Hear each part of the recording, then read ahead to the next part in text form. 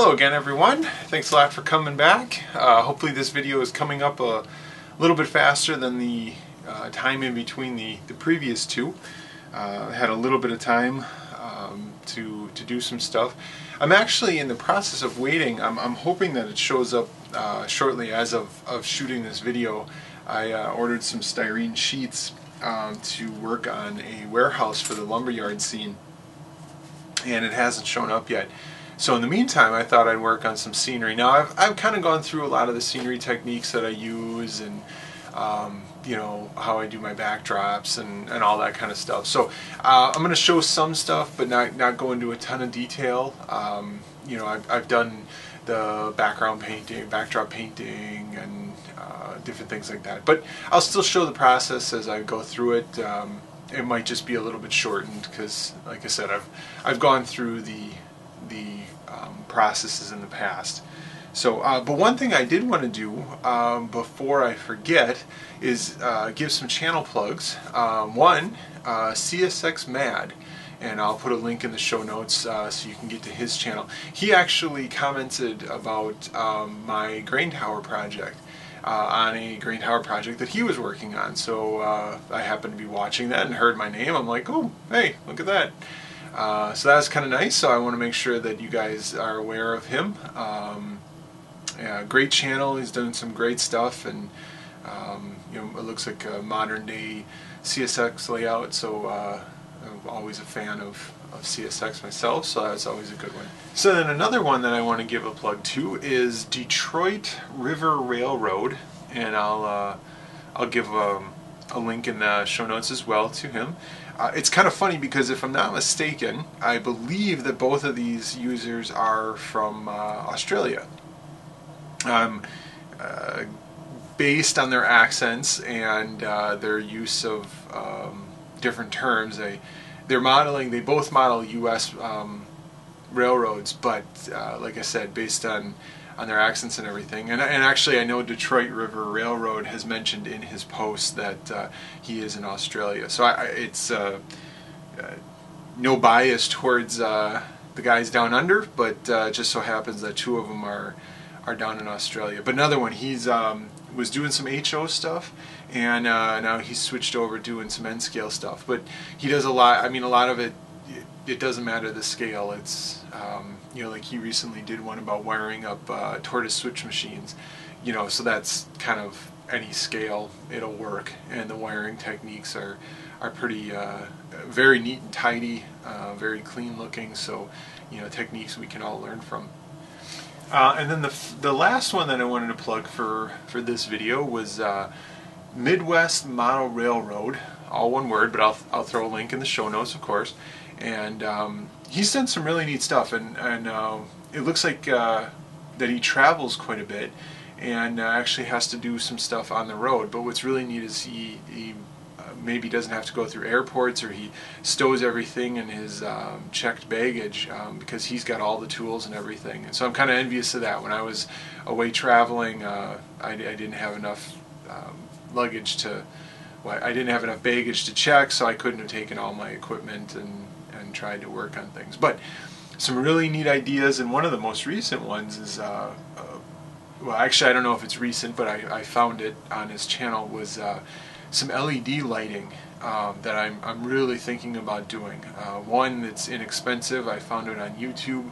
Two, it's really low power. I mean, I think each of the lights is 4 watts total power. So I mean, you could string together many of them and still not equal a 60-watt light bulb. And yet, when he showed a video of it, it totally lit up his you know, layout. Really kind of gave it a nice look. And I've got some really dark areas, not only on my workbench but above the layout, and I thought, oh, I'm gonna do this for sure. So future project. I don't know how much I'll show of that one. It's on his channel. He does a really nice job of describing how he went about doing that. So I highly suggest checking that one out. So as for now, I think we'll flip over to doing some scenery work on the layout, and go from there. So here's some of the scenery that I decided to work on and get started on, and I'm reusing a lot of the styrofoam and just old quote-unquote mountains or big hills. And so some of the areas are pink. I don't think is showing up here, but you can kind of see like in this lower section here, there's just a gap here. So what I'm going to do is just use the plaster wrap from happens to be from Scenic Express. And again, you can definitely forego spending the money on, say, a plaster wrap, and instead just go with paper towels dipped in plaster or hydrocal, or whatever your plaster of choice is. Definitely less expensive. I just happen to have some of this stuff and going to keep using it. But so I'll probably cover like these areas up, create some contours in this area, and I've got some scrap styrofoam that if I need to just break it off and put it. These are glued in place just because I wanted them kind of secured. And then I'll probably come back, and once that's dry, we'll put a coat of paint over it. On this side of the backdrop, this is where I kind of plan to have, like in this area here, the farmer's field. What I plan to do is off in that corner over there, I thought I'd have the farm itself, the start of the field, and then I'll make it look like his field consumes all of this. But on this side of the track, I just wanted to have it forested and trees, and so I'm going to do the same thing here. You can see here I've just got this roughed in, so I'm going to go ahead with the plaster cloth and just kind of drape it and kind of model accordingly. So again, taking scrap styrene and filling in where I need to, or scrap styrofoam rather, not styrene. All right, this is the plaster cloth applied. I know it looks like a winter scene at this point, but it's not. This is just kind of get a rough shape in, and I'll probably come back with some Sculptamold to try and blend some of these hard edges in. This plaster cloth holds its shape pretty well, but there's definitely a hard edge underneath here, so we'll just come in, smooth these areas out with some Sculptamold, and then paint it all over with brown. In the meantime, however, I got this area here that I can work on. So what I thought I'd do is I'd come in and just put a little bit of trees in the background probably, and just hide some of this pink styrofoam that's showing along here. And then I salvaged a lot of trees from the old layout, so I'll just go ahead and plant some of those as well in through here, kind of get this area going. This kind of goes to something I think I said in a previous video. It's fun to have multiple projects going at once. Sometimes you feel like you're just inching each one of them along and you're never really getting anywhere. However, I really like doing scenery work, so it's nice to have that to fall back on if you get kind of hung up with a project, or you need something you really enjoy, and scenery work is one of the things I kind of like doing. It's kind of free form. I kind of, however it turns out, it turns out. So it's always good to have a project like that, like I said, to fall back on. So we'll grab the paints and go to town here. This is the background, just kind of roughed in. It ends a little abruptly over there, but that's because there's going to be a structure, and I'm not sure what's going to happen over there, so that hill will have to continue, but we'll finish that up later. So for now, that's the paint's still wet. It doesn't look like much, but I'm going to let it dry and then come back with my paint or the trees, and sponge in some trees in the background, and then hopefully come in and put some ground foam in. I'll have to ballast the track in this area, and then plant some trees and stuff like that. But so far so good. Like I said, this is just kind of, this is a fun area because there's nothing real structured about it. It's just going to be the background to this curve here. So, but this is stage one, and we'll let the paint dry and pick up on the next part. So a day later, the backdrop is dry. The paint back here is dry, so I can come back over, and I'm using again just these folk art and Americana paints. I think I picked these up at Michael's. Nothing fancy.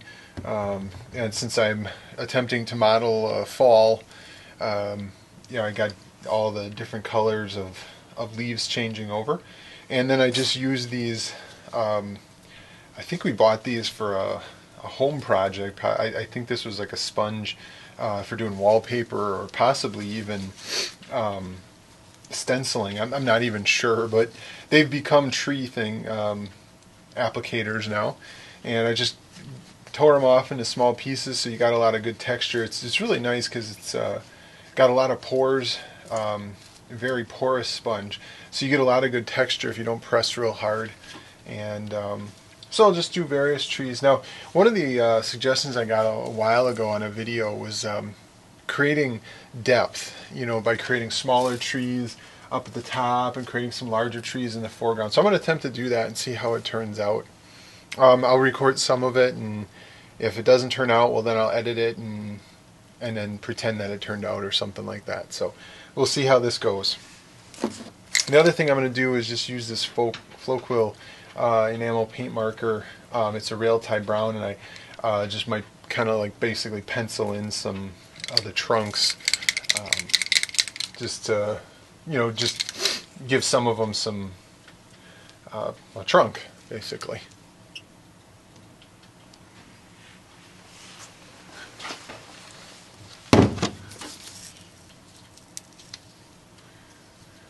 You can see this is just a paint palette basically that I cut out of a piece of cardboard. And for when I'm actually dabbing and working in an area that I'm not near a nice surface like this, I just cut a thumb hole in it, kind of exactly like an artist palette, and just plop some paint on here and you're good to go. And then once it gets too full of paint or no longer useful, throw it in the recycle bin.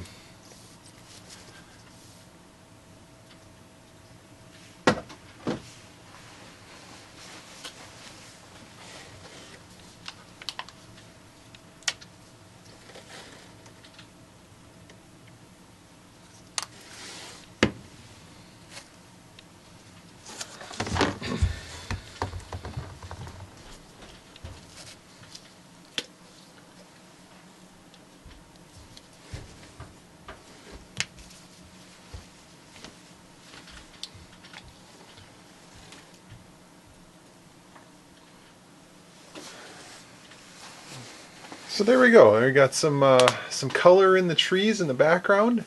I kind of like the results. So we got some smaller trees, kind of hopefully creating a little bit of depth of field there, and some trees in the foreground.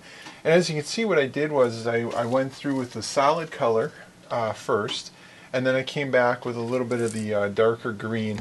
Because again, trees generally don't change over all at once. I mean, some of them do, your king crimsons and things like that may all of a sudden go over, but you generally have trees that change over gradually.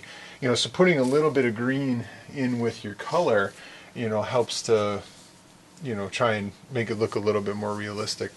So now I think I'll come back and I'm going to go ahead and ballast these tracks here, and then I'll put some scenery in after I get the ballast, and that way the glue will be all in this area.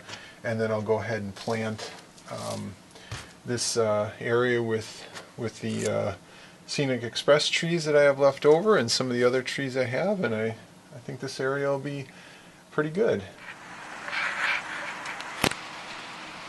So the sculpted mold is dried, and I went over it with just a base coat of the tan or light brown, whatever you want to call it, and I just roughed in a few trees. I don't have the hills drawn into the background here, so I really don't want to put too many trees in, but eventually I'll come in and just put some background hills and stuff in there. I just threw on a light coat of green, grass. As with the paint being wet, it sticks a little bit. I'm gonna come back with the static grass and probably apply that there. And so that's this side, and here's this side. So you can kind of see the background trees, and got all the different types of trees. The only thing I don't have is the puffball trees that I made. Recycled a lot of the Scenic Express trees that I had from the previous section, this section of the layout. And I ballasted the track in this area and scenic in between. So, it's it turned out okay. Nothing special, but it's just good background. You know, fills in this, I don't want to call it a corner, but this curve really well. So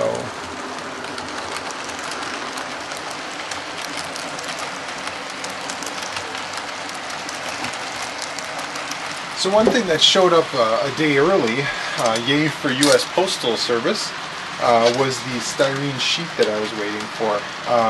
Unfortunately, this metal siding that I was looking for only comes one per package, so I ordered 3 of them, and I had some scrap left over from a previous project.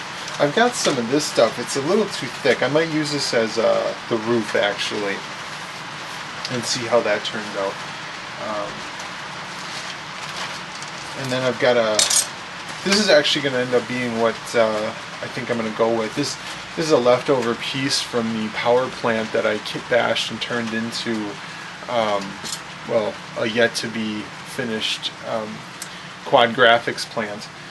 But I think I'm going to do the same thing here. I'm just going to go with a piece of sheet styrene, just 40 thousandths thick, kind of make it look like it's got a concrete base.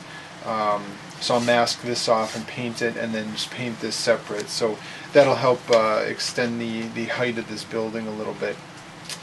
And then, so the other thing I did is I just took a 8.5 by 11 sheet of paper, and this is roughly what the size that I was thinking of. I might shorten it a little bit just to save with styrene. But we'll see. So then I just marked off, you can see I got dock and dock, so I'm going to put some doors in here, a personnel door, just a entryway door. I've got a bunch of them left over, I think from possibly the grain elevator, not sure, but I got a bunch of them left over. I've got some roll-up doors left over, so I'll go ahead and put those in here, and I thought maybe a big door on this side and some more personnel doors and things like that. So maybe simulate like there's an office in this back corner here, so I'll actually put some windows in. The one thing I wish I had is a product called the Nibbler, and it's actually basically a nipper, but it clamps down and helps you cut really good corners out inside for the windows and stuff like that. Unfortunately, I don't have one of those, so I'm going to have to make do with the X-Acto blade and stuff like that. So I'm going to just get started cutting, and I'll show you as I get closer once I've got all the pieces cut. Well, I realize I've skipped ahead a few steps here, and I went from some sheets of styrene to, well, half a structure, 3/4 of a structure. This wall I didn't have to do much to other than cut out the openings, as you can see there. And so then these are just the styrene itself. So as you can see, I went ahead and I just used some of the flat styrene, 40 thousandths thick, and glued it to some of the corrugated metal styrene that from Evergreen. And so on this side I've got a larger bay door that they could drive a truck through, and got that set up. So that'll end up like that, and I'll paint the door as probably a silver color. And then I've just got a personnel door for, when deliveries arrive, they might need to go in there. This side I've got another personnel door. I've got a window cut out here. I'm going to have like a office. And then on this back wall, I'll probably have a double door like this, just for personnel, and another window like there was an office in the back here. And inside, what I did is I had a structure, I'm not sure which one, but I had a Walther structure that had a base plate to it, and since I kit bashed it, I didn't use the base plate. But it was a nice square base plate, so what I did was I just went ahead and cut the corners out of it, and these act as real nice corner braces. So you can see I braced them in the corner. And then I took the pieces that were in between the corners from where I cut, and I'm using those just to give the structure a little bit of strength internally. Once the roof is on and everything, I think these walls will be pretty solid, but for the meantime, this will get the job done.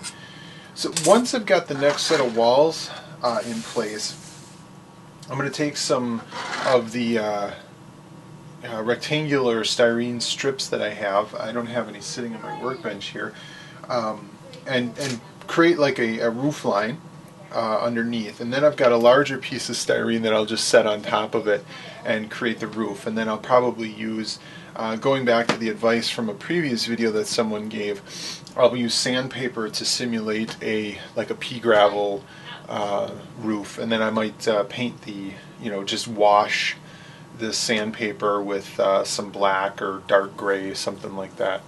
So that's this structure, and how far it's coming along here.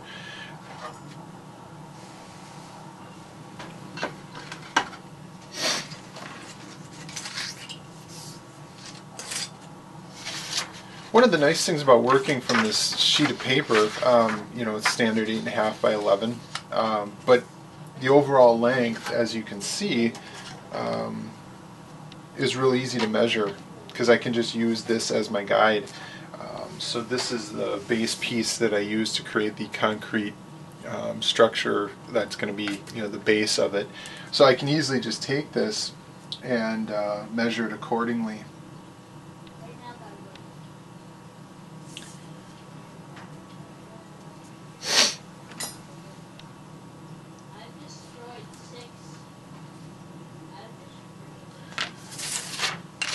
And one thing I don't know if I've touched on in previous videos, but one of the nice things about working with styrene is you don't need to cut it, as you can just scribe it. And the other nice thing about having this cutting mat that I got is the grid lines. So I can just line up one grid line, and as long as she's lined up with the other grid lines, I know that I'm going to get a straight cut here. So to scribe it, I just start with a couple gentle cuts with the knife side, just to get a channel started.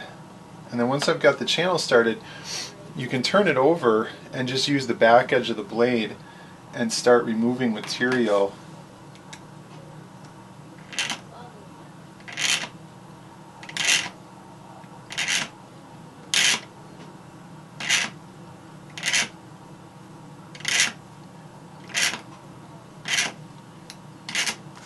And once you get far enough, you can just take it and snap it. And then I use my sanding stick to remove the burrs and stuff like that off the edge. The great thing about a sanding stick is it has no grain. Like a file has obviously grain, so you can't go back and forth. Or this is just a sanding stick, so you can kind of work at it like that and not have to worry about not hitting the grain properly. So there we go. Now I've got this length cut. I just need to cut the next section of wall. And I'm only going to get one wall out of this one, so I'll have to open another package up. When you scribe the styrene that's got this ridged material, like this is supposed to be siding, I always do it on the smooth side, and then that way you don't have to deal with the ratcheting of the grooves themselves. I don't think it really matters necessarily, but that's just the way that I do it, and it seems to work out well. Okay, well, all the walls are together. Let's see if I can show this internally. But I braced everything, so I got the corner braces in place. I got some wall braces in place here. This one probably could use a wall brace up in here. I might still add that. And this wall might need some. But now that this roof is in place, it's a pretty solid structure without needing a whole lot more. I don't want the walls flexing in underneath, though. That's the only thing I am concerned about. So I had this nice big pieces, basically just sheet styrene from a Walther's kit. It was wide enough, and unfortunately it was just shy of being long enough. So I ended up taking a really thick piece too. I want to say this is probably, well, I'm going to go ahead and guesstimate that it was 80 thousandths thick, because I ended up taking two 40 thousandths pieces and just laminating them together, and then I don't know if you'll be able to see it, but kind of created just a, so there's the piece there, and then this is just a plate to hold everything together. So not too concerned because it's all going to get covered up. So I got a piece of 100 grit sandpaper, a little bit on the small side. I guess I would have preferred maybe a little bit higher grit, or lower grit, depending on how you look at that. Coarser grit, how about that? But this piece is going to fit just right. So I'll measure this out, cut it, and then I think I'm going to attempt to use some of this spray adhesive. This is the same stuff that I use for my trees, but it's a good tack spray. So I think I'm going to go ahead and spray the roof and then just laminate that on and see how that works. Put some weight on it, let it sit overnight, and dry. So, unfortunately, I think I've hit the end of the road in terms of how quickly I'm going to be able to finish this, however, because in doing the project for putting the concrete and everything down, I used up all my sand, aged concrete, other concrete, miscellaneous concrete colors, so I don't really have anything to paint the base of this structure at the moment. So I'm going to have to get to the hobby shop and do that. So we'll see if I can get to the hobby shop soon. Maybe I'll show the completed painting of it. If not, I might just post this video, and then in a future installment I'll follow up with how she ended up looking in the end. Okay, well, I got the sandpaper applied to here's the roof. I took it out of the building itself, so you can see a little bit closer up. I just laminated a couple pieces of styrene together, and then just used a scrap piece of styrene to hold it all together. And then I went ahead with the spray adhesive to hold the sandpaper on the roof. So I'm probably just going to come back with a wash of the acrylic colors that I use in the apple barrels and stuff like that to shade this a little bit. I'll probably go with like a light gray color, something washed out from the sun, and then apply the different roof details at some point. So I think, well, thanks everyone for watching this one and sticking with me for another video. I know it was a little bit of a mix of this and that again, a little bit of hodgepodge, kind of with getting busy again with training for racing and the kids stuff. I haven't been able to commit to a long project, or if I did, it would take forever and wouldn't have much to show on a regular basis. So, the beauty of recording, and for those of you watching thinking, I was thinking about sharing some stuff, but I don't have much to show, or skeptical if it's helpful, or honestly, I say record it. Record whatever you're doing. Throw it up there. Feel free to send me an email. I'll be happy to plug your channel if you want to get into it. You need some viewers. Myself, and I know a lot of other YouTubers out there. I would be happy to give you a plug if you've got a channel. I personally love watching this stuff. Even if it's things I've done, sometimes you pick up a new technique and you kind of look at it a different way. It's kind of walk a mile in another man's shoes or woman's shoes, if that's your thing. But it's a different take on possibly a process that you've been doing and you take for granted, and maybe people look at it and go, wow, that's an easier way than I've been doing it, or a better way, or more creative way, whatever the case may be.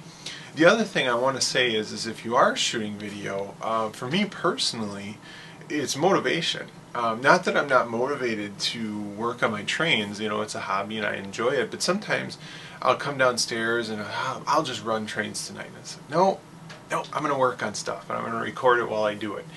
It's actually pushed me to get parts of the layout complete, and I think I might do a video and show a flashback of where the layout was when I first started doing these videos just over a year ago to now. And with the limited amount of time that I have with the family and kids and racing and everything, I personally feel the progress has been pretty good for just over a year.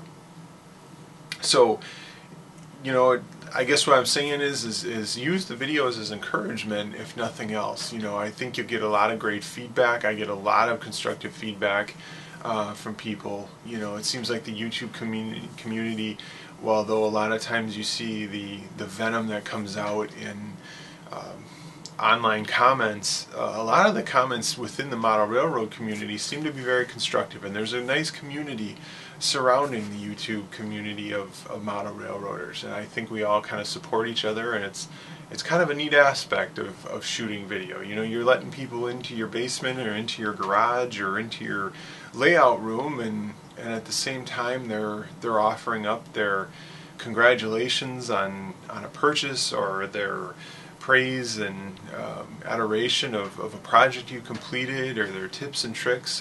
You know, it's all good.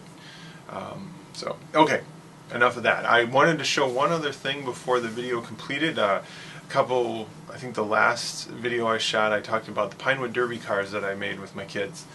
And so I said I'd show them. And so this was my daughter's car. Hopefully it's showing up. It was made to look like Lego blocks with the Lego guy on the side, on the back here. And actually, I took and these are sprues from just from a kit of some kind. I don't know which kit it was, but it just happened to be big enough that the Lego guy could grab onto them and hang on the back. Unfortunately, this extended the car a little bit too long, and he couldn't be on during the races, but she got credit for it when it came to voting. So these are just dowels that I cut and then glued in place. And then my son's car is a non-edible chocolate bar. This one was actually a pretty fast car because I had to cut it down so much. I had to backload everything, and all the weight is in the back behind here, which is ideal. And this car's got some, you know, it's within the legal limits of Pinewood Derby, but the weight was in the right place, and the wheels spun really well. And this car did pretty good, actually, so we were quite happy with it. My daughter's car, unfortunately, I didn't weight her the right way, so it didn't do as well. But things for next year, always improving, right? So, well, thanks again, everyone. That'll be it for this one, and hope to see you next video.